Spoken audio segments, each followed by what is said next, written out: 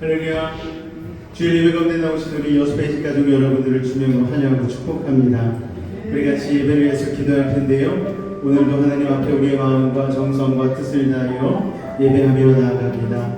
찬양을 통하여 또 말씀 듣는 우리의 모습을 통하여 또 기도하는 우리의 그 기도의 내용을 통하여 하나님께서 우리의 예배를 받아주시고 우리의 삶이 또한 예배가 될 수 있도록 해달라고 이 시간 우리 주님을 한번 부르고 같이 기도하도록 하겠습니다. 주여, 사랑해 주님 감사합니다. 오늘도 우리를 사랑하여 주시고 주님의 전에 나와 예배할 수 있는 믿음의 복된 발걸음들을 허락하여 주시니 감사를 드립니다. 아버지 하나님, 우리가 가는 곳마다 하나님의 나라가 임하는 놀라운 기적과 역사가 일어나길 원합니다. 오늘도 우리의 발걸음이 있는 이 교회 가운데 함께하여 주셔서 하나님 마음껏 예배케 도와주시고 오늘도 하나님이 주시는 생명의 양식을 우리의 삶 가운데 채우고 돌아갈 수 있는 믿음의 시간 될 수 있도록 주님 은혜를 더하여 주시옵소서. 삶의 걸음 가운데에 성령께서 동행하여 주셔서 아버지 하나님 삶이 또한 예배가 되게 도와주시고 우리의 삶을 통하여 예수 그리스도의 빛과 소금의 복음을 온전히 전하기에도 부족함이 없는 우리의 삶이 되어질 수 있도록 주님 인도하여 주시옵소서. 오늘 하나님이 찾으시는 그 한 사람 예배자가 우리가 되어지길 원합니다. 오늘 이 시간 우리의 마음과 뜻과 정성을 받아 주옵소서. 예수님으로 감사하며 기도하옵나이다. 아멘.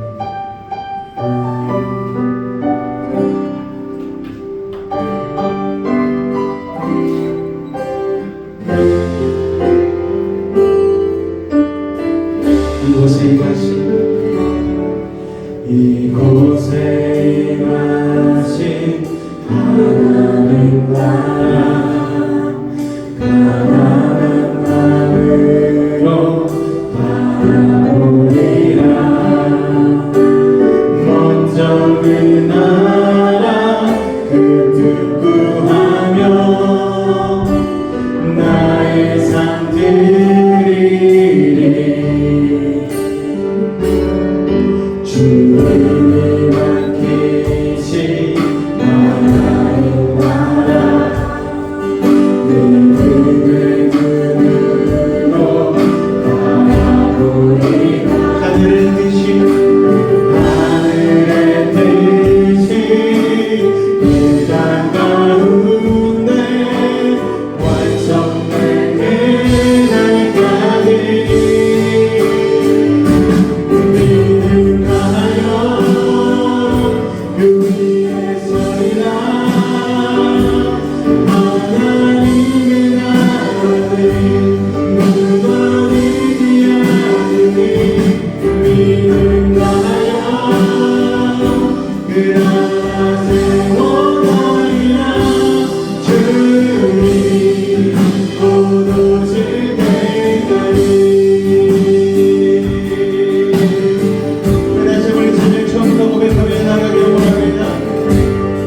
그날까지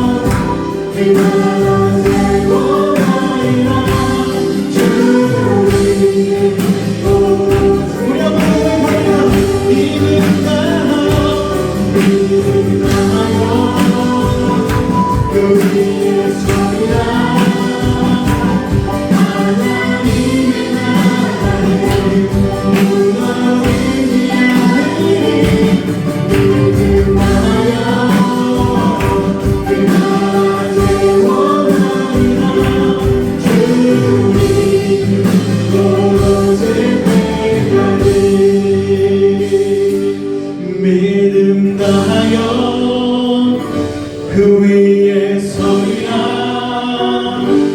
하나님의 나라는 무너지지 않으니 믿음하여 그 나라 세워가리라. 주님 포도질 때까지. 할렐루야. 믿음 다하여 우리 주님을 따라가는 하나님의 사람들의 발걸음 되어지기를 원합니다. 우리 믿음 따라 주님 찬양하며 나가겠습니다.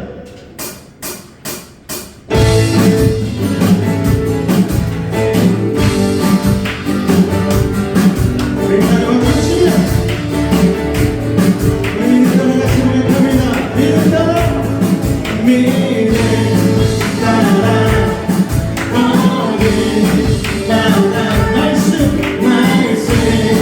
따라 주님을 따르리. 믿음 따라 믿음 따라 걸음 걸음 따라 말씀 따라 주님. 우리 한번 고백합니다. 믿음 따라 믿음 따라 걸음 걸음 따라 말씀 따라 주님만 나의 가는 길 믿음 따라. 내가 나를 못 살아도 내 안에 또 내 인생을 믿으면서 주님 나를 아시며 누가 나를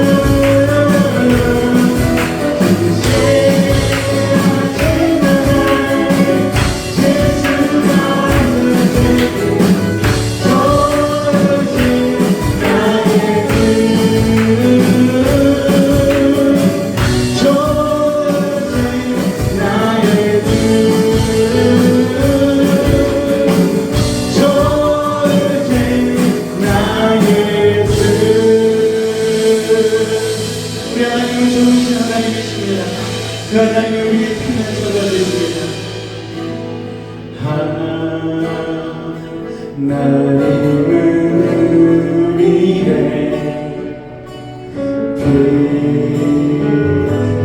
피난처가 되시며 환난 중에 우리의 빛과 도움이신 하나님은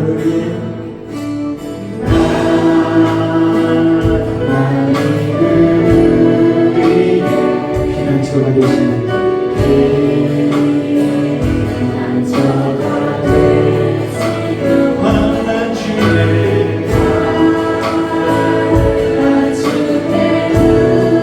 힘과 도움이십니다.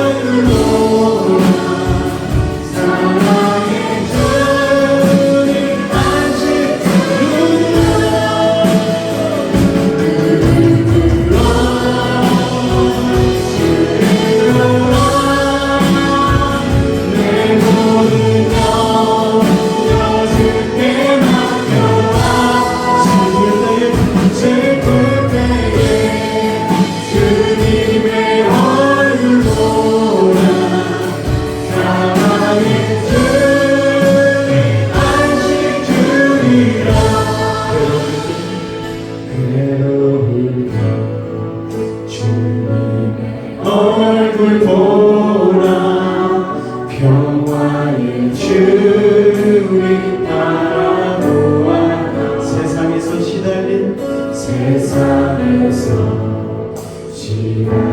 친구들아 위로의 주님 바라보아 눈을 들어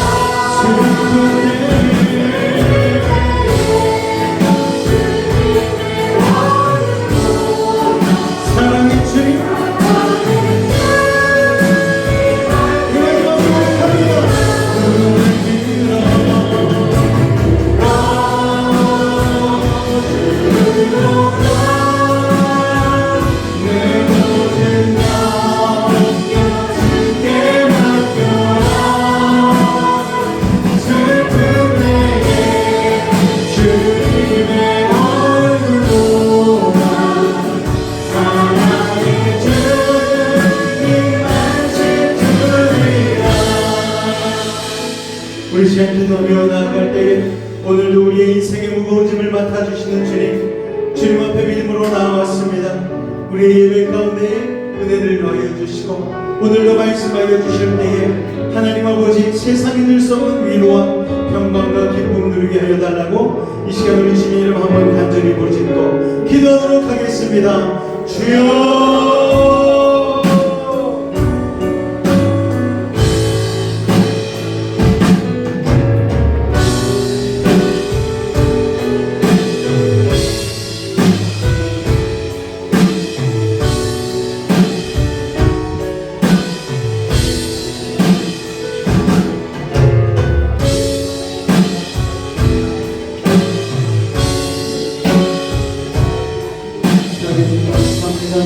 오늘은 주의 나라의 마음을 원합니다.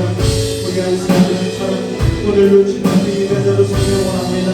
아버지 하나님 우리의 찬양의 고백이 우리의 믿음의 고백으로 이어지기를 원합니다. 오늘 이 한번의 예배가 우리의 인생의 가닥을 가져오기를 원합니다. 아버지 하나님 오늘 우리 예배 들어주시는 주님께서 찬양없는 은혜를 더하여 주시사 우리의 약한 부족한 인생 가운데 오늘 영생의 힘을 더하여 주시옵소서. 놀라운 은혜를 행하여 주옵소서. 주님 감사합니다. 예수님으로 감사하며 기도하옵나이다. 아멘. 사도신경으로 우리의 신앙을 주님 앞에 고백하겠습니다. 나는 전능하신 아버지 하나님 천지의 창조주를 믿습니다. 나는 그의 유일하신 아들 우리 주 예수 그리스도를 믿습니다. 그는 성령으로 잉태되어 동정녀 마리아에게서 나시고 본디오 빌라도에게 고난을 받아 십자가에 못 박혀 죽으시고 장사된 지 사흘 만에 죽은 자 가운데서 다시 살아나셨으며 하늘에 오르시어 전능하신 아버지 하나님 우편에 앉아 계시다가 거기로부터 살아있는 자와 죽은 자를 심판하러 오십니다. 나는 성령을 믿으며 거룩한 공교회와 성도의 교제와 죄를 용서받는 것과 몸의 부활과 영생을 믿습니다. 아멘. 앞뒤적으로 한번 인사하도록 하겠습니다. 오늘도 만나서 참으로 반갑습니다. 인사하겠습니다. 오늘도 만나서 참으로 반갑습니다. 할렐루야. 우리 베이직 공동체의 고백같이 낭독하도록 하겠습니다. 1. 우리는 2. 우리는 3. 우리는 4. 우리는 5. 우리는 6. 우리는 7. 우리는 세상과 가정에 선한 영향력을 끼치는 부모가 되겠습니다. 아멘.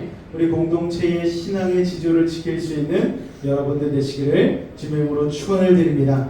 교회 소식 잠깐 나누도록 하겠습니다. 셋째 주일 주일 예배로 나오신 우리 베이직 가족 여러분들을 주님의 이름으로 하늘고 축복합니다. 부흥회를 위한 기도회 모임이 오늘 예배 끝나고 잠시 있으니까요. 잠깐 모여서 이번 주 수목금에 있는 부흥회를 위해서 같이 기도해 주셨으면 좋겠고요. 여름 부흥회 일정 24일부터 26일까지 매일 저녁 7시 30분에 이어집니다. 우리 찬양팀은 7시부터 와서 준비하도록 하겠습니다. 그래서 1일차, 2일차, 3일차 말씀 준비하며 나아갈 때에 여러분도 또 각오를 딱 하시고 야, 이번 부흥회만큼은 내가 은혜를 받겠다. 우리 교회 또 처음 있는 부흥회니만큼 오늘 하나님께서 특별한 은혜와 응답과 기적을 여러분들 가운데 주실 줄로 믿습니다. 기대하는 마음으로 오시기 바랍니다. 7월 29일부터 31일까지 2박 3일간 다음 세대 학예 수련회가 전주대학교에서 있습니다. 수련을 위해서 기도해 주시기 바랍니다. 태풍 3호 개미가 또 발생했다고 날씨 예보 가운데 있는데 이게 중국 쪽으로 올라갈지는 잘 모르겠는데 어쨌든 간에 그것 때문에 비가 많이 올 거라고 예상을 하고 있는데 다행히 저희 여수 쪽은 비가 많이 안 와서 그래도 괜찮은데 중부지방 쪽으로 올라가다 보면은 이게 비가 올 수도 있는 확률이 있지만 그럼에도 불구하고 우리 수련회에 가는 아이들 같이 데리고 갔다 올 때에 좋은 날씨 위해서 은혜 받기 딱 좋은 날씨 되게 해달라고 집회 때는 비가 와도 상관이 없어요. 그러니까 이동간에는 좀 하나님께서 날씨도 주관하여 주시고 우리 아이들 너무 덥지 않고 또 너무 더우면 진이 빠져서 예배드리기 힘드니까 그런 날씨들도 하나님께서 주관해달라고 여러분 기도해 주시고, 무엇보다도 우리 아이들의 마음이 잘 준비가 되어서 이번 수련회를 통하여서 요셉과 같이 인생이 180도 변화받는 믿음의 시간 되게 해달라고 여러분 기도해 주시고 부탁을 드리겠습니다. 부흥임의 수련회 목회자 휴가 일정에 따른 예배 안내는 주보를 참조하여 주시기 바랍니다. 우리 찬송가 406장 찬송하실 이후에 최미란 집사님께서 나오셔서 대표하여 기도해 주시겠습니다.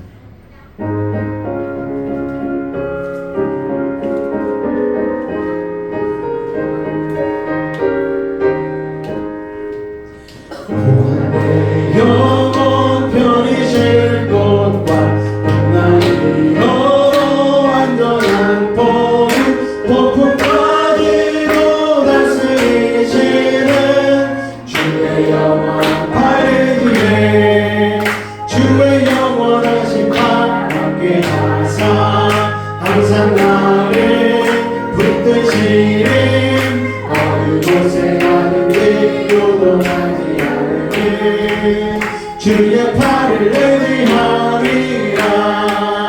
세상 친구들 나를 버려 예수님 함께 동행함으로 주의 은혜가 충만하리니 주의 영원한 팔을 의지해 주의 영원하신 팔 함께 하사 항상 나를 붙드시니 어느 곳에 가든지 요동하지 않으니 주의 팔을 의지하리라.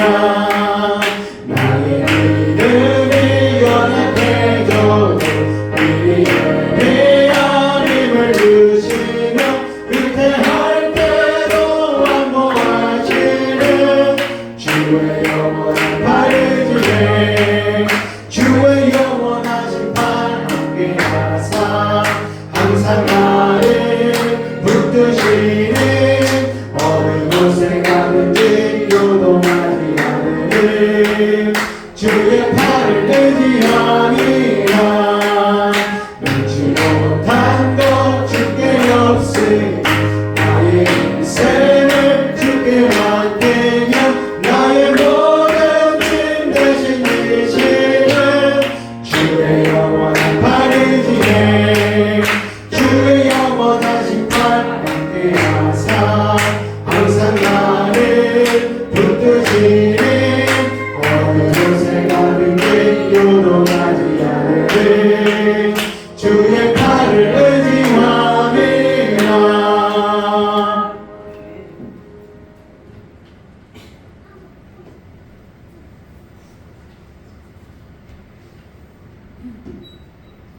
기도드리겠습니다. 내 영혼아, 내가 어찌하여 낙심하며 어찌하여 내 속에서 불안해하는가. 너는 하나님께 소망을 두라. 나는 그가 나타나 도우심으로 말미암아 내 하나님을 여전히 찬송하리로다. 사랑의 하나님, 의지하는 자의 방패가 되어주시고 기도로 강구하는 자의 소망이 이루어주시는 하나님을 찬양합니다. 하나님의 자녀에게 가질 수 있는 평안과 감사를 누리며 매일의 삶을 살 수 있음에 감사드립니다. 삶 속에서 보여지는 저희의 모습을 보면 하나님을 향한 믿음이 어떠한지를 알 수 있습니다. 저희의 마음과 삶이 하나님 말씀 안에 있도록 인도해 주시옵소서. 교회와는 벗어나서도 예배자로서의 삶을 살아가고 삶으로 드리는 예배를 진심으로 원합니다. 주님을 신뢰하고 의지하고 그분께 집중하고 몰입하는 거룩한 인생 살기를 간절히 소망합니다. 우리 삶의 주인이시며 모든 것을 다스리시는 아버지 하나님, 주님을 깊이 묵상하고 온 마음으로 기뻐하고 사랑하며 주님께 감사하는 예배자로 평생 살아가게 하여 주시옵소서. 성령 충만한 목사님 설교를 통해 더 많은 은혜가 예배 속에 있기를 바랍니다. 언제나 저희를 사랑하시고 저희의 위로가 되어 주시는 예수님의 이름으로 기도드립니다.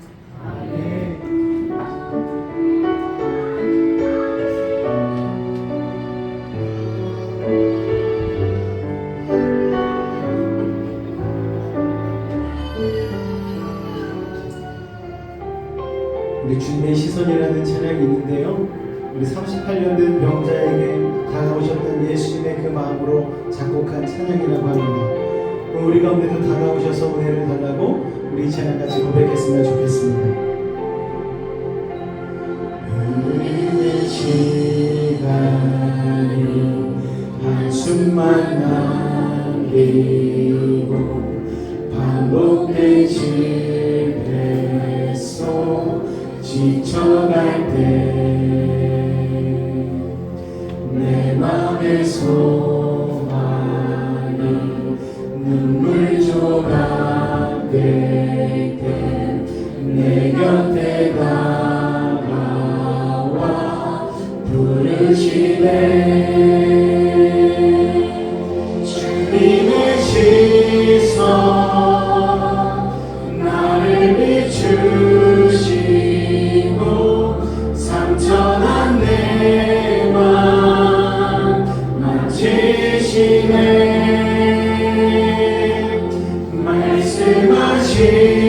말씀하시고 회복해 하시네. 주의 사랑이 다시 살게 하시네. 이 시간이 한숨만 남기고 반복되실 뱃속 지쳐갈 때 내 맘의 소망이 눈물 조각 될 때 내 곁에 다가와 부르시네. 주님의 시선 나를 비추시고 상처난 내 맘 만지시네.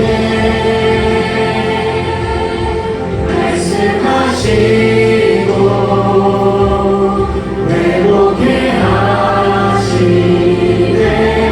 주의 사랑이 다시 살게 하시네. 주님의 시선 나를 비추시고 상처난 내 맘 만지시네.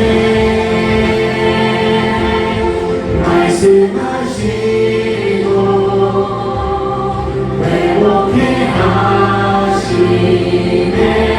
주의 사랑이 다시 살게 하시네. 할렐루야. 오늘 주님의 시선이 예배드리는 우리 가운데 임한 줄로 믿습니다. 하나님께서 이 자리에 여러분을 바라보고 계심을 믿으십니까? 오늘 우리와 함께 하심으로 말씀의 은혜 가운데에 나아가게 하실 줄로 믿습니다. 우리 오늘 나누실 하나님의 말씀은 창세기 39장 7절로 20절까지의 말씀입니다. 창세기 39장 7절로 20절까지의 말씀입니다. 제가 한 절, 여러분이 한 절, 우리 교독으로 같이 봉독하도록 하겠습니다. 그 후에 그의 주인의 아내가 요셉에게 눈짓하다가 동침하기를 청하니 요셉이 거절하며 그의 주인의 아내에게 내 주인이 이스라엘의 모든 소리를 감사하지 아니하고 내 요셉이 답하였으니 이 집에는 나보다 큰 이가 없으며 주인이 아무것도 내게 금하지 아니하였어도 금한 것은 당신뿐이니 당신은 그의 아내이니라. 그런즉 내가 어찌 큰 악을 행하여 하나님께 죄를 지으리이까. 여인이 알다가 요셉에게 청하였으나 요셉이 듣지 아니하여 동침하지 아니할 뿐더러 함께 있지도 아니하니라. 그럴 때 요셉이 그의 일을 하러 그 집에 들어갔더니 그 집 사람들은 하나도 거기에 없었더라. 그 여인이 그 옷을 잡고 이르되 나와 동침하자. 그러나 요셉이 자기의 옷을 여인의 손에 버려두고 밖으로 나가매 그 여인이 요셉이 그의 옷을 자기 손에 버려두고 도망하여 나감을 보고 그 여인의 집 사람을 불러서 그들에게 이르되 오라 주인이 그 사람을 우리에게 데려다가 이를 명하게 하는가. 그가 나와 동침하고자 내게 데려다오므로 내가 그의 손에 들었더니 그 그가 나의 소리질러 부름을 듣고 그의 옷을 내게 버려두고 도망하여 나갔느니라 하고 그의 옷을 내두고 자기 집이 스스로가 오기를 기다려 이 말로 그에게 말하여 이르되 당신이 우리에게 데려온 히브리 종이 나를 희롱하려고 내게로 들어왔으므로 내가 그에게 버렸더니 그가 그의 옷을 내게 버려두고 밖으로 도망하여 나가나이다. 그의 주인이 자기 아내가 자기에게 이르기를 당신의 종이 내게 이같이 행하였다는 말을 듣고 심히 노한지라. 이에 요셉의 주인이 그를 잡아 옥에 가더니 그 옥은 왕의 죄수를 가두는 곳이었더라. 요셉이 옥에 갇혔으나. 아멘. 오늘도 하나님의 놀라운 은혜와 사랑이 여러분의 삶 가운데 가득하시기를 주님으로 축원을 드립니다. 이번 주 수목금 우리가 부흥회를 하는데 훈련이 돼야 돼요. 어떤 훈련이 돼야 되느냐? 먼저 입술의 훈련이 돼야 됩니다. 할렐루야. 예, 아멘을 잘 하셔야 됩니다. 부흥회 때는 훨씬 더 큰 목소리로 아멘 하셔야 돼요. 아멘에는 여러 가지 이유가 있습니다. 동의합니다. 내가 그대로 될 줄로 믿습니다. 이런 의미도 있지만 좀 비성경적인, 성경과는 좀 상관없는 의미로는 목사님 저 안 졸고 있어요. 예, 이런 의미가 있어요. 내가 그대로 잘 듣고 있습니다. 그게 내 삶 가운데 이루어질 줄로 믿습니다. 이 내용이 아멘 가운데 들어있는 줄로 믿습니다. 아멘을 잘 하셔야 되고, 그리고 시선을 여러분 평소에 성경을 보시고요. 설교 시간에는 성경 안 보셔도 돼요. 앞에 다 띄워드리잖아요. 저의 얼굴을 주님의 얼굴이라고 생각하시고 저를 바라보시기 바랍니다. 할렐루야. 자, 오늘은 요셉 시리즈 5번째 시간입니다. 연속되는 고난을 이겨내는 요셉이라는 제목으로 같이 말씀의 은혜를 나누기를 원합니다. 우리가 믿음의 길을 가다 보면 두 종류의 고난이 있는 것 같아요. 한 종류는 우리 눈에 그대로 보이는, 우리가 그냥 접하는 폭풍같이 느껴지는 그런 고난이죠. 또 다른 고난, 두 번째 고난은 무엇인가 하면은 굉장히 부드러워요.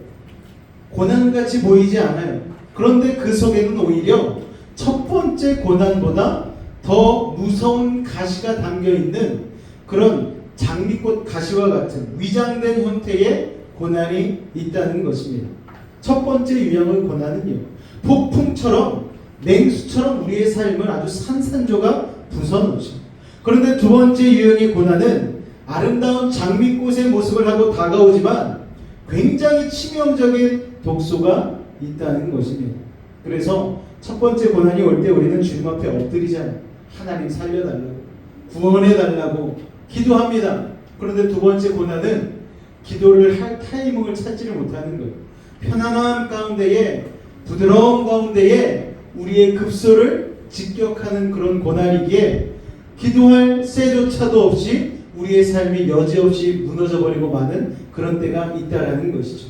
자, 요셉을 볼까요, 여러분? 지금까지 형들로 인하여서 첫 번째 고난이 다가왔어요. 삶이 무너져 내렸어요. 구덩이에 빠졌습니다. 애굽으로 팔려갔어요. 여러분, 폭풍과 같은 첫 번째 고난을 겪었습니다.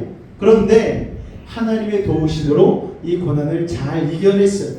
지난 본문에서 우리는 하나님께서 요셉과 함께 하심으로 라는 말씀을 배웠죠. 노예 생활 가운데서도 요셉과 하나님이 함께 하셨습니다. 그래서 노예임에도 불구하고 그 집안에서 보디발 장군에게 인정을 받고 축복을 누리는 것을 우리는 보게 되었죠. 그래서 보디발의 신임을 얻어서 그 집의 살림을 총괄하는 지위까지 이르게 되지 않았습니까? 자, 이제 요셉이 고난 끝 행복 시작 같은데 인생이란 한 치 앞을 장담하지 못하는 거예요. 오늘 본문에서 요셉은 전혀 예측하지 못한 두 번째 고난을 당하게 되는 것입니다. 자, 요셉에게 닥칠 이 새로운 고난의 배경을 이해하기 위해서 우리는 지난주 본문의 마지막 절을 읽어봐야 합니다. 우리 창세기 39장 6절 말씀을 다 같이 읽겠습니다. 시작! 주인이 그의 소유를 다 요셉의 손에 위탁하고 자기가 먹는 음식 외에는 간섭하지 아니하였더라. 요셉은 용모가 빼어나고 아름다웠더라. 자, 여기서 마지막 부분. 요셉은 용모가 빼어나고 아름다웠더라. 이 말에서 용모가 빼어났다는 말은 요셉이 아주 건장한 청년이었다는 것을 이야기해요. 그리고 꽃미남처럼 잘생겼다는 것을 의미합니다. 곱고 아리따웠던 요셉의 엄마가 누구죠? 라헬이잖아요. 라헬은 여러분 화장품 브랜드로 나올 정도로 굉장히 미의 여인으로 칭송을 받고 있습니다. 그런 어머니 라헬의 DNA를 그대로 받았어요. 요셉한테 그대로 유전된 것이죠. 그러니까 요셉이 얼마나 아름답고 멋졌겠습니까? 이 요셉의 탁월한 외모가 자신도 모르는 사이에 자신의 인생의 가시가 되어버린 거예요. 그래서 예상치 못한 현실 속으로 휘말리게 만드는 일이 되어버리고 말았다는 것이죠. 자, 7절에 보니까요. 우리 같이 한번 읽어볼까요? 시작! 그 후에 그 주인의 아내가 요셉에게 눈짓하다가 동침하기를 청하니. 자, 그 후에라는 말은 요셉이 보디발의 집안 살림을 총괄하기 시작한 때를 이야기합니다.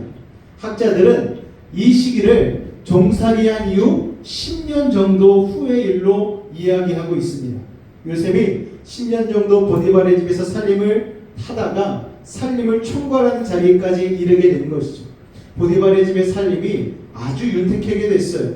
20대 후반의 청년이 된 요셉, 집안 살림을 총괄하는 책임자까지 되니까 주인 부부와 접촉하는 일이 자연스러워 많아지게 됐을 것입니다. 그때마다 이 보디발의 부인은 요셉의 외모와 인품에 매료된 것 같습니다. 그래서 요셉을 아주 노골적으로 유혹하기 시작합니다. 자, 생각해 보십시오. 지금 요셉은 나이가 20대 중후반의 혈기왕성한 젊은이에요. 그리고 보디발의 아내는 애구방의 최측근 친위대장의 여러분 아내가 될 정도라면 보통 외모가 아니었을 것으로 생각이 되어집니다. 아주 젊고 매력적인 여인이었을 거예요. 그런 여인이 날마다 요셉에게 요구하는 것을 요셉이 뿌리치기가 쉽지 않았을 것입니다. 또 주인의 아내이기 때문에 말만 잘 들으면 큰 혜택도 따라올 수 있었지만 반대로 이것을 거절했다가는 큰 어려움에 부딪힐 수도 있었어요. 중요한 것은 뭔가 하면은 요셉이 이 여인의 요구에 응한다 해도 아무도 모를 것이라는 사실이에요. 여러분, 사람들의 눈을 피해서 눈 한번 딱 감고 그냥 욕망을 채우면 되는 일일 수도 있었습니다. 역사가들에 의하면 그 당시 애굽의 여인들은 결혼 유무를 떠나서 외간 남자들과 자유로운 연애를 할 정도로 그 시대의 문화가 굉장히 개방적이고 음란한 문화였다고 합니다. 자, 그런 문화 속에서 주인집 마님이 마음에 드는 남자와 정을 통하는 것쯤은 아무렇지도 않게 자행되는 시대였다라는 거예요.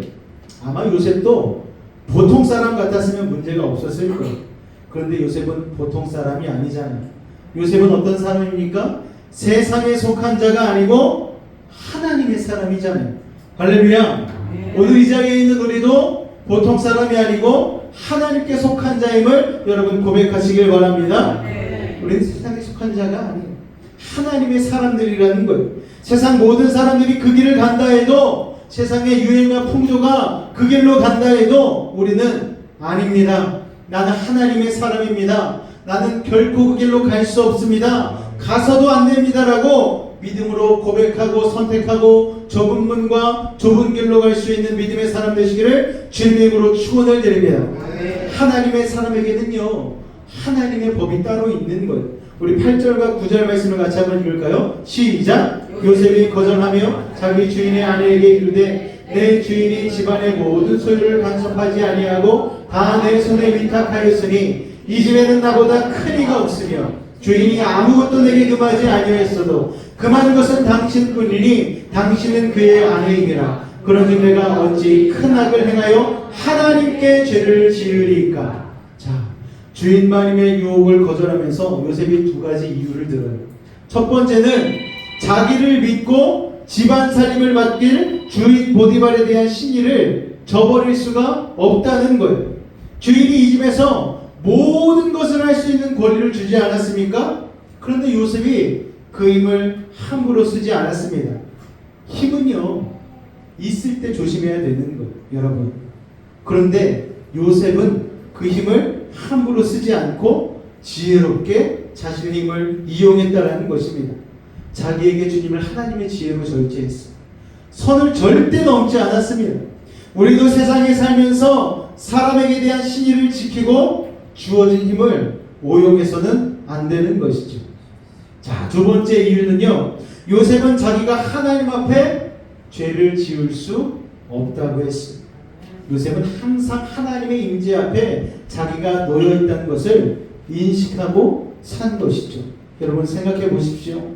오늘 예배가 끝나고 나서 제가 여러분을 따라간다고 생각해 보세요. 자, 이번 일주일간은 제가 집사님과 권사님과 동행하도록 하겠습니다. 그래서 매일 쫓아다니는 거예요. 그러면 여러분의 삶이 어떻게 살겠습니까? 평소와는 다르게 거룩하게 살려고 노력하고 똑바르게 살려고 노력하고 깨끗하게 살려고 노력하지 않겠습니까? 그게 주님의 함께 하심을 인식하는 것이죠. 요셉이 그런 삶을 살았다는 거예요. 비록 눈에는 보이지는 않으시지만 하나님이 나를 지켜보고 계시고 나는 늘 하나님 앞에 있는 사람이야 라는 것을 인식하고 산 것이죠. 애굽에는 수많은 우상신이 있었지만 하나님은 그 신들과는 차원이 다른 분입니다.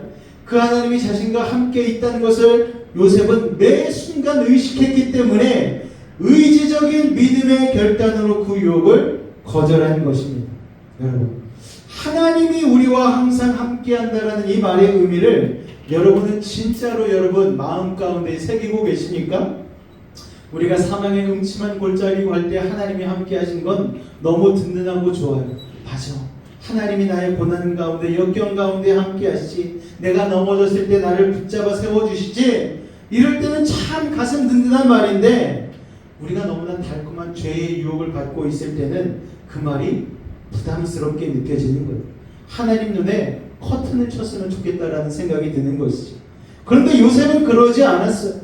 요셉과 함께 하신 하나님은 요셉을 지키시고 축복해 주시는 하나님이시면서 동시에 거룩한 하나님이라는 것입니다. 나는 하나님이 함께 하시니까 아무거나 해도 상관없다. 그런 태도가 요셉에게는 없었어요. 요셉은 자신과 동행하신 하나님의 거룩을 인식하고 유혹을 이겨낼 수 있었습니다. 주인마님의 유혹은요, 육체적인 유혹일 뿐 아니라 요셉이 이때까지 쌓은 모든 공든탑을 무너뜨릴 수 있는 시련 아니었겠습니까? 서두에서도 말씀드렸듯이 형들의 배신으로 노예 생활로 떨어진 것과는 또 다른 차원의 엄청난 위기입니다. 음란의 유혹이 요셉을 덮친 것이죠. 자, 오늘날 한국도 고대 이집트 못지않게 문란한 사회가 아닙니까? 어린아이들도 마음만 먹으면 얼마든지 음란한 영상을 스마트폰으로 접할 수 있지 않습니까? 젊은 사람들한테 혼전 순결, 결혼하고 나서 그리고 결혼 전에는 순결해야 된다는 말을 하면은요, 꼰대라고 얘기해요. 고리타분한 말로 여깁니다.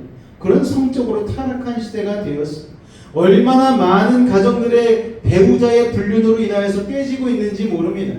세상은 들키지면 않으면 괜찮다고 하는 거예요.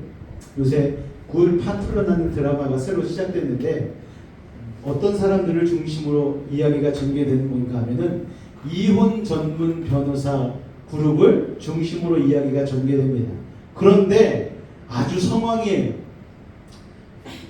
이혼하려는 사람들이 줄을 서가지고 상담을 받고 이혼을 하려고 하는데 아주 장사가 잘 되는 파트 중에 하나가 이혼 전문 변호사 파트라는 거예요. 그만큼 이 시대가 여러분 성적으로 타락하고 불륜으로 가정이 깨어지는 세계가 세상이 되어버리고 말았다는 것입니다. 세상은 뭐라고 말합니까? 들키지만 않으면 돼 라고 얘기하는 것이죠. 그러나 시대가 아무리 변해도 하나님의 백성은 괜찮지 않은 거예요. 하나님의 백성은 누가 지켜보고 계시기 때문에? 하나님이 지켜보고 계시기 때문에. 할렐루야. 우리 믿음의 다음 세대도 마찬가지입니다. 하나님이 여러분의 학교 생활을 지켜보고 계십니다. 교회에서는 거룩하고 순결한 척 찬송하다가도 학교에 가서는 거친 입으로 욕을 하고 여러분이 혹시나 그러고 있다라면은 하나님이 지켜보고 계신다는 사실을 여러분 마음 가운데 새기시기를 주님의 이름으로 여러분 권면을 드립니다. 할렐루야. 네. 자, 여러분, 우리는 너무나 많은 유혹과 싸워 이겨야 되죠. 우리 믿음의 다음 세대들도 그렇고 또 하나님이 예비하신 우리 청년 결혼 예비자들도 있지 않습니까? 그 한 사람을 위해서 순결을 지켜야 되고 또 결혼한 분들도 마찬가지입니다. 결혼한 침상을 더럽히지 않도록 평생 순결을 지켜야 합니다. 아유, 요새 시대가 바뀌었는데요. 아니요. 하나님을 믿는 사람의 기준은 영원토록 변하지 않습니다. 하나님은요, 한 사람에게 한 사람의 배우자만 허락하셨어요. 그런데 그 한 사람의 배우자를 깬 게 라멕이라는 사람이었어요. 그때부터 세상이 타락하게 되었고, 그때부터 세상 가운데에 죄가 엄청나게 들어오게 되어서 세상의 문화가 타락하게 되므로 여러분, 결국은 그로 인하여서 어떤 일이 발생합니까? 하나님께서 물로 이 세상을 쓸어버리겠다고, 심판하시겠다고 하는 그런 타락한 세상이 되어버리고 말았다는 것입니다. 가정이 무너지면 사회가 무너지고 나라가 무너지고 아버지 하나님 지구촌 전체가 무너지는 비극적인 역사가 일어나게 된다는 것입니다. 환경 오염만 오염이 아니고 우리의 순결의 오염도 영적인 오염으로 인하여서 이 땅 가운데에 멸망을 가지고 온다는 사실을 여러분 기억하시기 바랍니다. 할렐루야. 자, 여인은요, 요셉의 거절에도 불구하고 날마다 요셉에게 다가왔어요. 우리는 여기서 이 마귀가 얼마나 집요한가를 알 수 있죠. 한 번, 두 번 공격하다가 안 되면 포기할 만도 한데 악한 사단 마귀는 포기를 모릅니다. 그러나 요셉이 믿음 안에서 있는 사람이기 때문에 계속되는 이 공격을 뿌리칠 수가 있었어요. 보니까 요셉은 여인과 함께 있지도 아니하더라 말씀하고 있습니다. 아예 죄 지을 수 있는 여지를 주지 않은 것이죠. 자, 그렇게 정말 특별하게 조심하던 요셉에게도 그런데 드디어 사고가 터지고 맙니다. 11절 말씀을 읽겠습니다. 시작.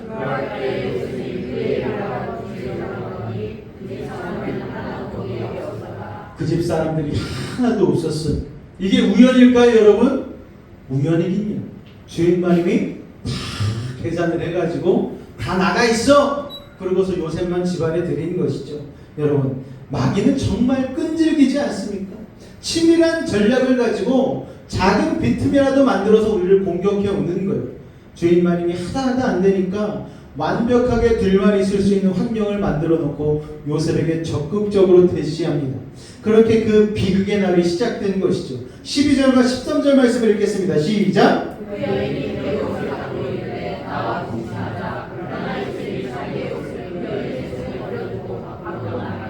그 여인이 요셉이 그의 옷을 자기 손에 버려두고 도망하여 나감을 보고, 자, 아마 요셉은 긴 수매가 달린 옷을 입었던 것 같아요. 평상시에는 옷매무새도 굉장히 단정했던 것 같습니다. 그런데 주인마님이 요셉의 긴 옷을 그냥 딱 붙잡고 동심하자고 달려들었어요. 요셉이 너무 놀랐죠. 그래가지고 필사적으로 그 손을 확 뿌리치고 밖으로 도망쳤는데 이 주인마님의 아귀 손이 얼마나 센지 옷을 놓지 않는 거예요. 그래서 이럴 바에는 내가 옷이라도 벗어두고 도망치는 게 낫겠다 생각해가지고 옷이 벗겨지면서 도망가 버리고 말았습니다. 자기 옷이 그만 여인의 손에 남고 말았죠. 이 여인의 손에 남겨둔 요셉의 겉옷은 요셉에게는 유혹을 이겨낸 거룩한 순결의 징표였지만 그 여인의 입장에서는 짓밟힌 자존심, 밀려오는 수치심의 증거 아닙니까? 종놈이 나의 요구를 거절해 가만두지 않겠어. 순식간에 분노와 증오가 치밀어 올랐죠. 마침 자기 손에 있는 남은 요셉의 옷을 보고 여인은 자기를 거부한 요셉을 파멸시키려는 무서운 계획을 정말 순식간에, 사람은 정말 나쁜 일에는 머리가 엄청나게 빨리 돌아가는 것 같아요. 그렇게 무서운 계획을 순식간에 떠올린 순간 온 단전의 힘을 팍 모아서 앙칼진 비명을 지르기 시작합니다. 나 좀 살려줘! 막 비명을 지르기 시작한 거죠. 여러분, 그러자 14절 15절 말씀 한번 읽어볼까요? 시작. 그 여인의 집사람들을 불러서 그들에게 이르되 보라, 주인이 히브리 사람을 우리에게 데려다가 우리를 희롱하게 하는도다. 그가 나와 동침하고자 내게로 들어오므로 내가 크게 소리 질렀더니 그가 나의 소리 질러 부름을 듣고 그의 옷을 내게 버려두고 도망하여 나갔느니라 하고.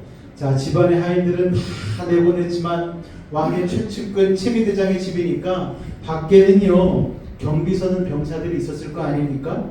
그들이 주인집 마님의 앙칼진 소리를 듣고 집 안으로 뛰쳐들어왔어요. 그러자 이 주인 마님이 거짓말로 상황을 설명합니다. 저 히브리 노예가 내게 달려들여 성추행을 하려고 했고 그 과정에서 내가 소리를 지르니까 무서워서 옷을 벗고 도망갔다. 아마 병사들이 달려오는 동안에도 이 여인이 자기 머리도 막 풀어 헤쳐놓고 눈에 눈물도 촉촉하게 흘리고 아주 그냥 배우 뺨치는 그런 준비를 해놨을 거예요. 정말 누가 봐도 피해자처럼 보이게 준비해놓지 않았겠습니까? 그렇게 자기가 저지른 모든 죄를 요셉에게 순식간에 다 뒤집어 씌운 거예요. 자, 사람들이 들어와 보니까 눈에 보이는 모든 정황이 요셉한테 불리했어요. 그리고 사실 미심쩍은 구석이 조금 있다고 해도 누가 이 가엾은 요셉의 편에 들겠습니까? 누가 이 주인만을 공격하겠어요?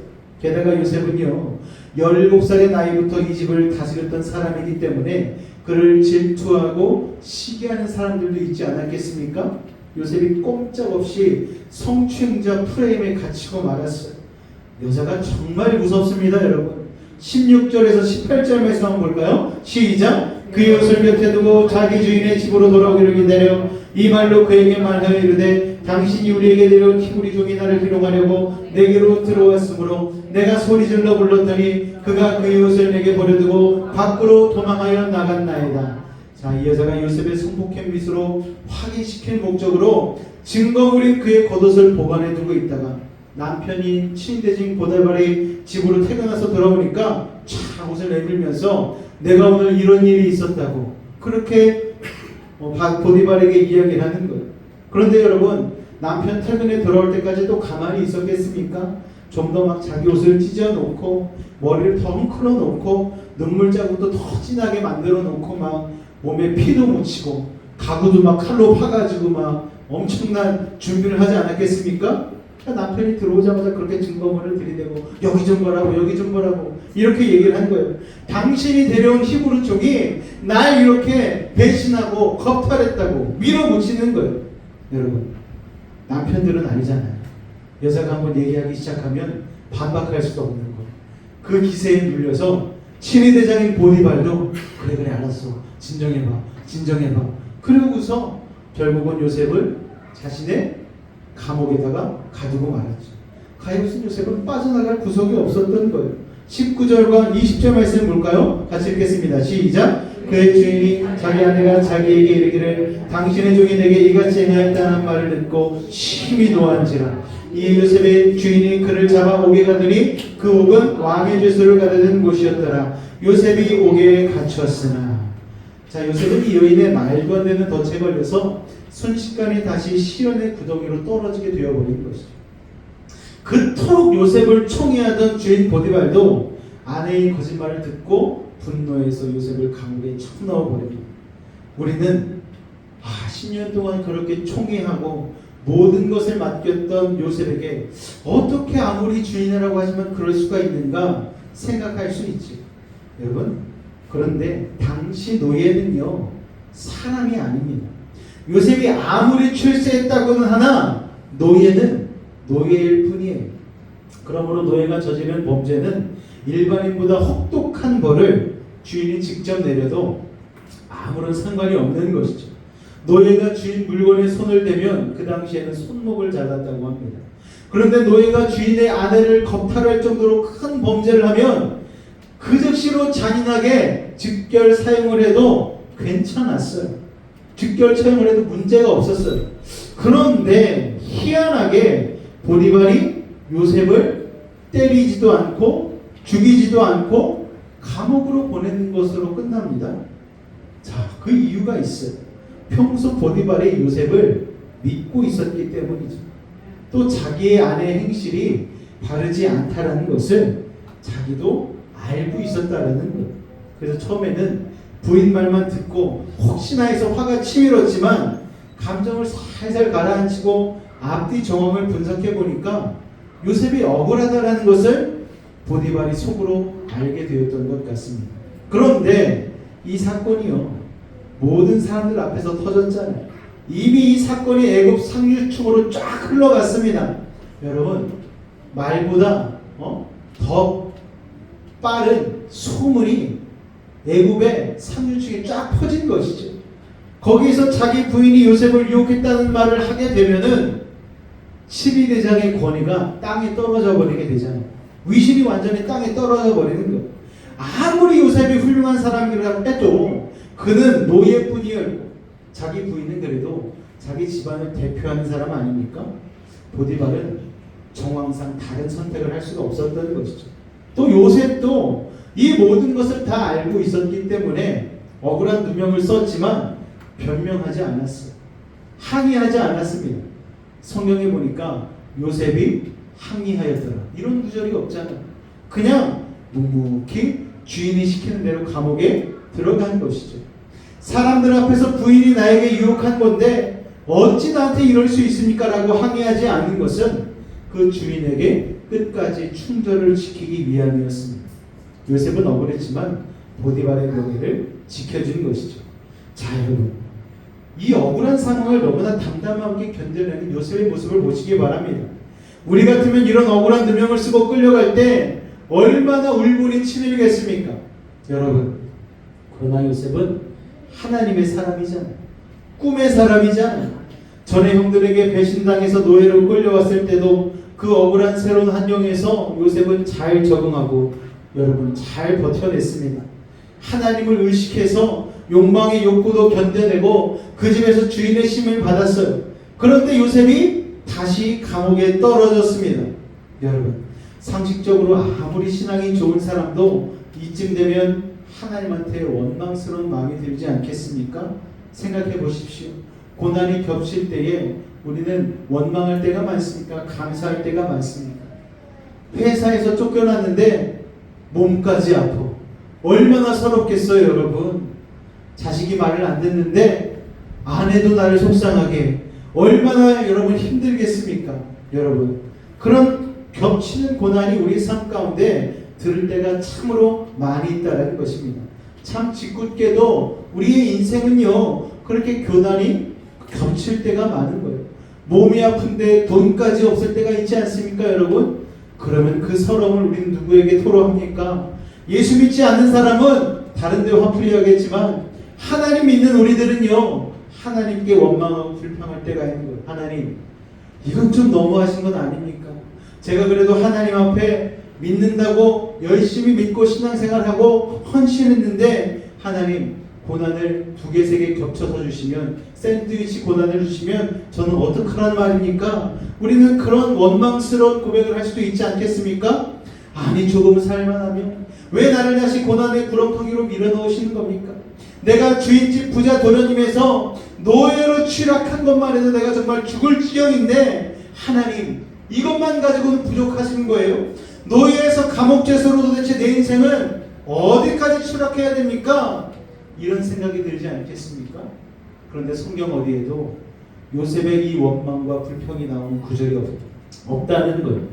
여러분, 예수 믿고 사는데 이렇게 억울하고 힘든 고난이 한 번도 아니고 2번 연속으로 떨어지는 경우가 우리 인생 가운데 있잖아요. 정직하게 살았는데 말씀대로 살았는데 손해보고 희생하게 되어지고 욕먹고 이렇게 결과가 나쁘게 올 때가 있는 거예요. 나는 눈물을 머금고 씨를 뿌렸는데 나쁜 열매를 추수하게 되는 것이죠. 정석대로라면 이러면 안 되는 거잖아요. 하나님 말씀대로 주인마님의 유혹을 뿌리치고 의의 길을 선택하면 하나님이 복을 주시고 나를 높여주셔야 되는데 오히려 상황이 정반대로 나빠집니다. 하나님이 계시다면 이럴 수는 없는 건 아닙니까? 그렇게 철썩 주저앉아 시험에 들 수도 있는 것이죠. 그런데요, 우리는 여기서 요셉의 훌륭한 점을 정말 배워야 됩니다. 억울하고 힘든 고난이 반복이 돼도 사람 원망하지 않고 하나님을 원망하지 않았어. 그저 자기에게 오는 고난과 역경을 묵묵히 받아들였습니다. 감내했어요. 자기의 무지함을 알면서도 자기를 구해주지 않는 주인 보디발을 원망하지 않았어요. 자기를 모함한 그 주인마님에 대한 복수심으로 이를 갈지도 않았습니다. 왜냐하면 복수심으로 이를 갈았다면 나중에 총리되고 나서 저번에도 말씀드렸듯이 보디발 일로 와봐 부르지 않았겠어요? 네 아내도 같이 데려와 혼 좀 나누자 이러지 않았겠습니까? 그런데 그러지 않았다는 거예요. 왜냐? 요셉은 성령의 사람이었기 때문에 그렇습니다. 할렐루야. 성령의 사람의 특징은요, 억울한 고난이 그에게 닥치면 이 사람이 성령의 사람인지 아닌지를 알 수가 있는 거예요. 누가 봐도 억울하고 힘든 고난을 그가 예수님처럼 이겨내고 있다면 그는 정말 성령의 사람이죠. 예전엔 억울한 일을 저도 당했을 때는 막 화가 났어요. 분풀이를 막 했어요. 그런데 이제 조금 하나님께서 목회 가운데에 다듬으셨어요. 예전처럼 막 화를 막 내지 않아요. 참아요. 견뎌요. 삭혀요. 그리고 감사로 그것을 이겨낼 수 있는 그런 능력들이 조금씩 생기고 구비되는 것 같아 하나님을 참으로 감사하고 오늘 이 말씀을 보다 보니까 하나님께서 나를 이렇게 훈련시키는구나 라는 깨달음을 얻게 되었습니다. 여러분도 다르지 않죠? 여러분 화나고 억울하고 그런 상황이 닥칠 때에 여러분 하나님께서 주신 복을 세워볼 수 있는 성령의 사람이 되시기를 주님으로 축원을 드립니다. 어떤 고난에 떨어진다 할지라도 그 순간에도 하나님께서 여러분과 함께하고 있다는 사실을 잊지 마시기를 바랍니다. 진짜 믿음은 그때 나오는 거예요. 이해할 수 없는 상황이 내게 닥쳐올 때에 하나님이 이루시면 안 되죠가 아니고 하나님 다 이유가 있는 줄로 믿습니다. 이 상황을 통하여 하나님이 저를 만들어 가시는 줄로 믿습니다. 이렇게 이해하고 받아들일 수 있는 그 믿음, 하나님을 전적으로 신뢰하는 그 믿음이 여러분 가운데 있으시기를 주님의 이름으로 축원을 드립니다. 이전에 스카이 캐슬이라는 드라마에 그 공부 가르치는 선생님이 그런 멘트를 날리잖아요. 전적으로 저를 믿으셔야 합니다. 여러분 전적으로 하나님을 신뢰하시기 바랍니다. 하나님은 그 일을 통하여서 나의 역사를 새로운 방향으로 끌고 가심을 믿으시기 바랍니다. 그렇게 절망해야 될 순간에 하나님을 기대하는 것, 이것이 믿음인 줄로 믿으시기 바랍니다. 오늘 이 요셉의 모습을 통하여서 우리는 예수님의 모습을 볼 수가 있는 거예요. 어떤 유혹을 당한다 할지라도 의연하게 그 유혹을 이겨냈던 예수님. 40일간의 금식 기도 이후에 악한 마귀의 3가지의 시험을 당하지 않았습니까? 의연하게 대처했죠. 배고파 너무 힘든데 돌을 떡으로 만들려고 한 그 사단의 유혹. 성전에서 뛰어내려 봐라. 천사들이 와서 발을 붙들지 않겠느냐. 만국의 모든 영광을 너에게 갖다 줄 테니 나한테만 무릎 꿇고 절해라. 이 3가지의 유혹을 이겨내셨던 예수님. 여러분 억울하고 욕먹고 매맞는 십자가의 길에서도 하나님께 한마디의 원망도 하지 않으셨던 그 예수님. 요셉과 예수님을 우리가 보면은요, 모두 다 세상의 눈으로 보기에는 패배자와 같은 모습이지만 하나님의 눈에 보기에는 요셉과 예수님 모두 승리자라는 것입니다. 우리는 예수님과 요셉의 승리를 알고 있지 않습니까? 그렇다면은 요셉에게 임했던 그 승리의 삶이 오늘 우리에게도 임할 줄로 여러분 기대하시기 바랍니다. 우리의 인생은 고난으로 끝나지 않는 거예요. 여러분 질병으로 끝나지 않는 거예요. 실패로 끝나지 않는 거예요. 하나님을 붙들고 끝까지 버티고 원망하지 않고 감사하다 보면 하나님은 우리를 결국 요셉의 인생과 같이 놀라운 결론으로 이끄실 것입니다. 할렐루야. 오늘 여러분의 인생 가운데에 하나님을 붙드시길 바래요. 우리에게 요셉과 같은 상황이 닥칠 때가 얼마나 많은지 몰라요. 사실 요셉과 같은 힘든 상황까지는 아니라 할지라도 우리도 나름대로의 고난과 역경이 있지 않습니까? 우리 성도님들 전화로 신방하다 보면은 여러 가지 고난과 역경이 닥칠 때가 있어요. 제가 우리 김기정 원사님이 소개해 주신 친구분이 한 분이 계셔가지고 제가 전화를 좀 기도를 해달라고 부탁을 받았어요. 그래서 전화를 드렸더니 상황이 정말 심각한 상황이에요. 그래서 여쭤봤어요. 뭐 이런저런 걸 여쭤봤더니 작년 이맘때쯤에 아들이 심장마비로 사망을 하고 올해 몇 달 전에 폐암 4기 진단을 받았습니다. 그래서 제가 물어봤어요. 여쭤봤어요. 기도를 해드려도 본인이 살고자 하는 소망이 있어야지 기도를 해드려야 나을 거 아니겠어요. 그래서 안명희 권사님인데 권사님 그럼에도 불구하고 권사님 낫기를 원하십니까? 그랬더니 권사님이 낫기를 원한다고 저한테 얘기를 하시는 거예요. 제가 놀랐어요. 내 생각에는 그 사랑하는 아들과 같이 둘이 살다가 아들이 죽고 본인이 폐암 4기까지 이르서 그렇게 죽고 싶은 상황이거든요. 그런데도 내가 여쭤봤을 때 살고 싶다라는 그 소망을 품는 권사님이 너무나 대단하시다는 생각이 들더라고요. 갑자기 전화를 하게 된 이유가 있었는데 얼마 전에 쓰러지셨대요. 근데 화장실에서 쓰러지셨는데 이틀 동안 아무도 발견을 못한 걸 혼자 계십니다. 그래서 제가 여쭤봤어요. 아니 이틀 동안 어떻게 계셨냐고. 몸은 못 일어나는데 의식은 있는 채로 화장실에 누워 계셨다는 거예요. 다시 일어나신 게 기적이라고 제가. 대단하시다고. 그러면서 기도도 해드리고 우리 권사님께서 제가 중보하겠다고 그렇게 하고 또 어제도 한 번 더 전화드려서 또 기도해드리고 했는데 너무 감사하다고 목사님 기도해 주셔서 너무 감사하다고 그러시는데 제가 오히려 더 감사하더라고요. 그런 살 소망을 가지시고 하나님을 붙드시는 권사님의 모습이 이런 고난 속에서도 하나님 주신 소망을 가지고 다시 일어나시는구나.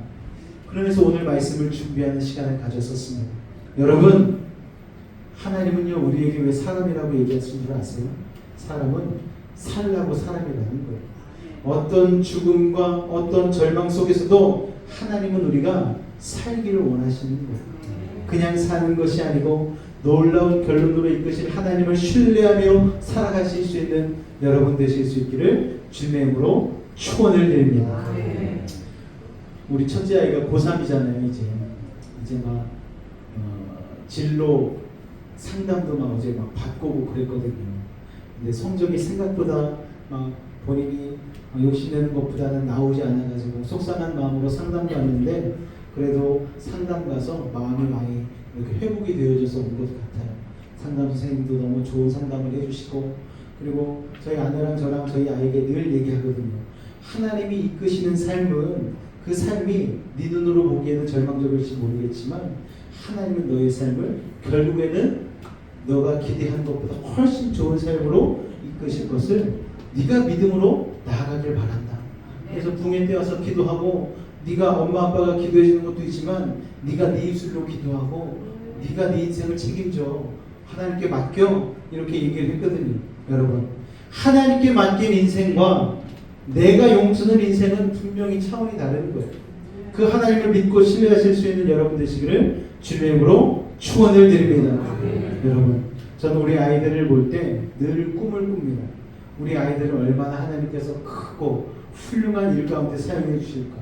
여러분 수요예배 가운데 나오고 막 금요 기도회 가운데 나오고 주일 예배 가운데 나오는 청소년들이요 몇 되지 않아요.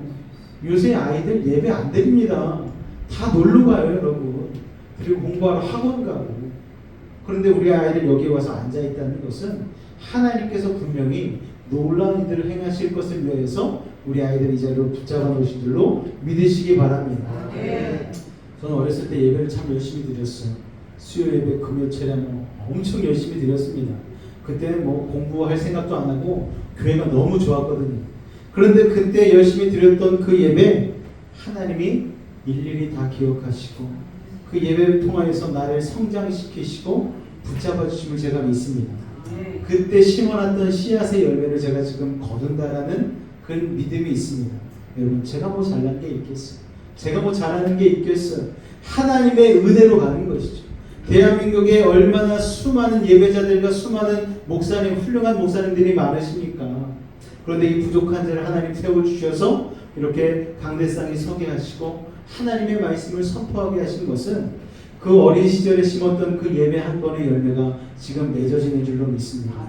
여러분 저희 친척들이 저번에 와서 깜짝 놀라더라고요. 경원이가 내가 알던 경원이가 아니라고. 여러분 예수님도 나사렛에서 배척받으셨잖아요. 나사렛은 기적이 안 일어난 동네입니다. 여러분 예수님의 고향임에도 불구하고 기적이 하나도 안 일어났어요. 왜요? 아니 그 어릴 적에 보던 그 예수가 그 예수님이라고? 이러니까 예수님의 말씀을 선포해도 믿어지지가 않는 거예요. 그런데 저희 어릴 적을 모르는 분들은 저한테 와서 기대하는 마음으로 기도받고 하나님의 은혜를 경험하게 되니까 병이 낫고 삶이 회복되고 기도의 제목이 이루어지는 놀라운 열매들을 맺지 않습니까? 여러분 하나님께서 저와 여러분들을 여러분도 모르는 놀라운 일들로 이끄실 것을 놀라운 결론으로 이끄실 것을 여러분 기대하시기 바랍니다. 이번 부흥회가 저는 그런 시간이 되기를 기대하는 마음으로 기도하고 말씀을 준비했습니다. 예배 설교 준비 다 해놨고요. 자막도 준비 다 해놨어요. 이제 내일부터 시작해서 날마다 여러분의 은혜와 성령 충만함을 위하여서 기적이 일어나는 것을 위하여서 저는 또 씨앗을 심을 겁니다. 여러분 그 시간에 거두시길 바래요. 저만 혼자 심지 않게 하시고 여러분도 같이 기도해 주시길 부탁을 드리겠습니다. 할렐루야. 여러분, 하나님께서 요셉의 인생을 이끄셨다라는 것은 오늘 하나님께서 우리의 인생도 이끄신다는 것을 여러분이 기억하시고 믿으시길 바랍니다. 하나님이 이끄시면 여러분이 생각한 것보다 더 놀라운 인생으로 여러분들을 빛나게 하실 줄로 믿으시고 기도하시고 예배하실 수 있는 여러분 되시기를 주님의 이름으로 축원을 드립니다. 기도하겠습니다.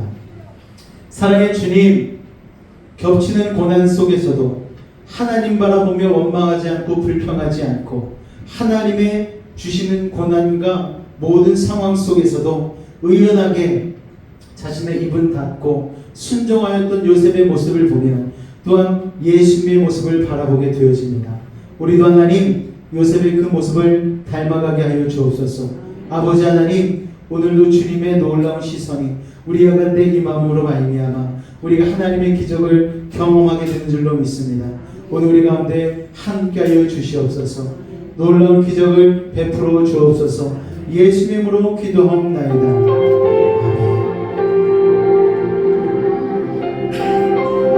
우리 아까 불렀던 주님의 시선이라는 찬양 고백하며 오늘도 우리 하나님 앞에 기도하는 시간 되었으면 좋겠습니다.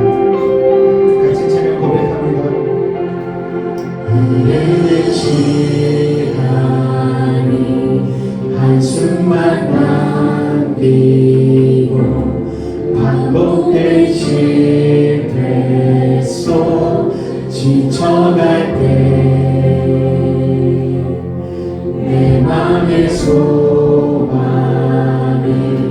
눈물 조각될 때 내 곁에 다가와 부르시네. 주님의 시선 나를 비추시고 상처난 내 맘 만지시네.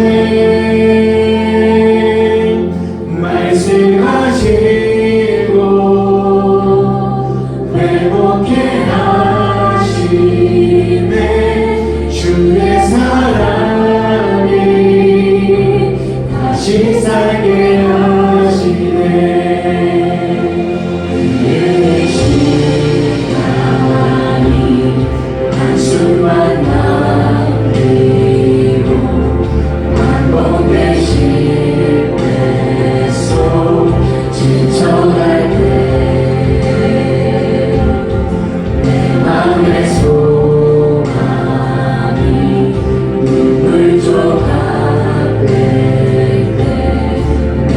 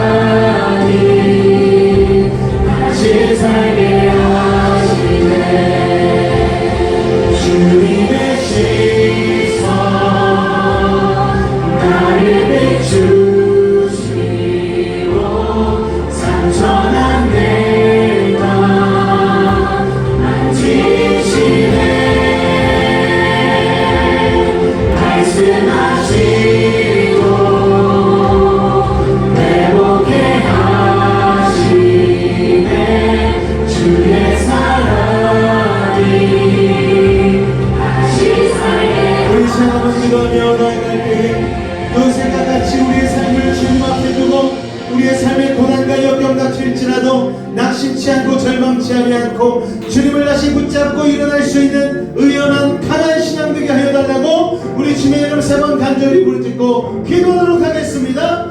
주여 주여 주여. 사랑의 주님, 오늘도 우리를 부르시고 요셉을 통하여서 어떠한 환난과 아버지 역경 속에서도 포기하지 아니하고 원망하지 아니하고 불평하지 아니하고 우리의 삶을 이끄시고 우리의 삶을 이끌시는 주님의 지선을 깨닫게 하시니 감사합니다. 고람되고 늘 주님 앞에서의 삶을 살았던 요셉을 우리가 닮아가기를 원합니다. 아버지 하나님, 이 시간 함께 하여 주시옵소서. 우리는 무력하고 연약하지만 하나님 우리와 함께 하시면 우리가 이길 수 없는 절망과 고통과 고난도 아버지 이길 수 있는 주님의 삶이 될 줄로 믿습니다. 아버지, 우리가 그런 삶을 믿음의 눈으로 바라보며 나아갑니다. 우리는 연약하고 부족하지만 하나님은 강하시오니 그 강하신 하나님을 믿음의 눈으로 붙들게 하여 주시옵소서. 그 강하신 하나님을 붙들게 하여 주시옵소서. 그 강하신 하나님을 붙들게 하여 주시옵소서. 주여, 아버지 하나님, 이 시간 믿음으로 주님을 바라보며 나아갑니다. 주여, 주님의 지선 나를 비추시고 상처난 내 맘 만지시네. 아멘. 말씀하시 회복해 하시네. 회복해 하시네. 주의 사랑이 다시 살게 하시네. 주님의 지선 나를 비추시고 상처난 내 맘 만지시네. 말씀하시 회복해 하시네. 회복해 하시네. 주의 사랑이 다시 살게 하시네. 주님의 시선 나를 비추시고 상처난 내 맘 만지시네.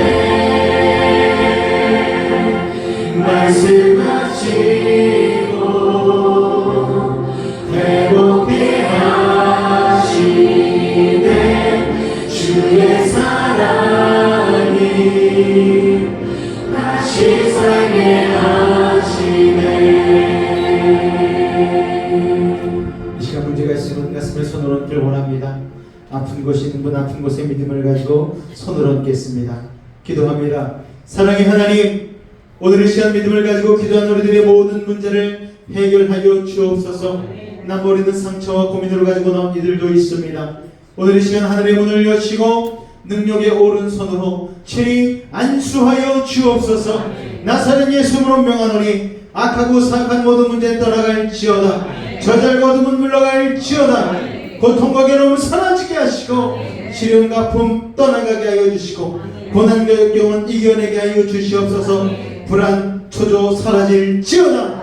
산성과 방패와 피난처와 요새가 되신 주님, 막힌 것은 뚫리게 하시고 묶인 것은 풀리게 하시고 약한 자는 강하게 하시고 미련한 자는 지혜를 더하여 주시고 부족한 자는 만족케 하여 주시고 불건한 일을 가능케 하여 주셔서 어떠한 문제를 가지고 왔든지 간에 응답하고 해결하여 주옵소서. 예수의 이름으로 명하노니 모든 문제 떠나갈지어다. 물러갈지어다. 예수의 이름으로 명하노라. 병든 몸 아픈 곳에 믿음을 가지고 손을 얹었습니다. 하늘의 문을 여시고 치료의 강선 바라여 주옵소서. 모든 암병은 떠나갈지어다. 모든 감기 증세는 사라질지어다. 연약한 육신 새 생명으로 부어주시옵고 아버지 안수하고 치료하여 주옵소서. 악하고 사악한 모든 병마야 예수의 이름으로 명하노니 몸에서 떠나가라. 물러가라. 예수의 이름으로 깨끗함을 입을지어다. 십자가의 보혈로 치료함을 받을지어다. 하나님의 말씀으로 성령의 검으로 치료함을 받을지어다. 겹치는 고난 가운데 낙심치 않고 원망치 않고 불평치 않고 감사로 이겨내게 할지어다. 우리의 영혼은 자유함을 얻었습니다. 우리의 육신은 강건해졌습니다. 우리의 환경은 형통해졌습니다. 사랑의 주님, 오늘도 주님 사랑하는 마음으로 아버지 하나님 삶에서 땀 흘리고 수고한 것들을 구분하여 주님 앞에 감사의 예물로 드린 손길들이 있습니다. 기억하여 주시옵고 놀라운 은혜와 사랑으로 채워 주옵소서. 30배, 60배, 100배 열매 맺게 하시되 많은 이들과 나눌 수 있는 복의 근원 되게 하여 주옵소서. 주께서 함께 하시는 믿사오며 예수님으로 감사하며 기도하옵나이다. 아멘. 자리에서 다 같이 일어나도록 하겠습니다.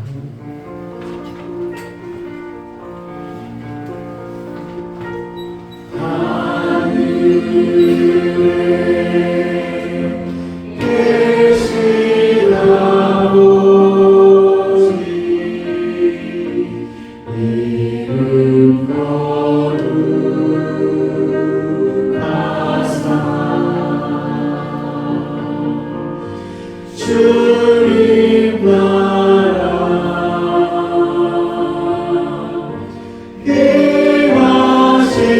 행하시고 뜻이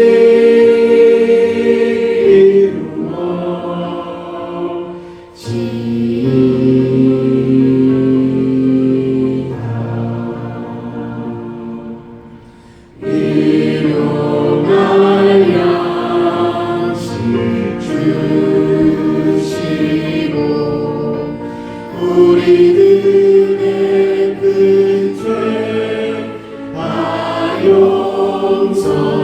용서하옵시고 또 시험에 들게 마시고 악에서 구원하소서. 내 주의 나라 주의 권세 주의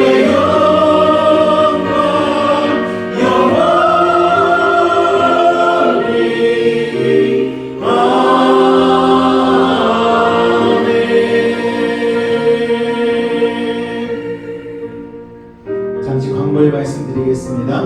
예배 마친 이후에는 우리 여선교 모임이 있사오니 우리 저쪽으로 모여주시기 바라고요. 우리 다음 세대도 우리 소파 앞에서 모이도록 하겠습니다. 지금 우리 주 예수 그리스도의 은혜와 하나님 아버지의 놀라우신 사랑하심과 성령님의 내주 충만 교통 감화감동케 하는 역사가 요셉과 같이 고난이 겹칠지라도 낙심하지 않고 불평하지 않고 원망하지 않고 감사로 주님 앞에 나아가기로 결단한 우리 사랑하는 성도들의 가정과 사업과 아버지 직장과 삶의 모든 영역 가운데에 우리 학생들의 학업 가운데에 늘 함께 하시기를 간절히 축원하옵나이다.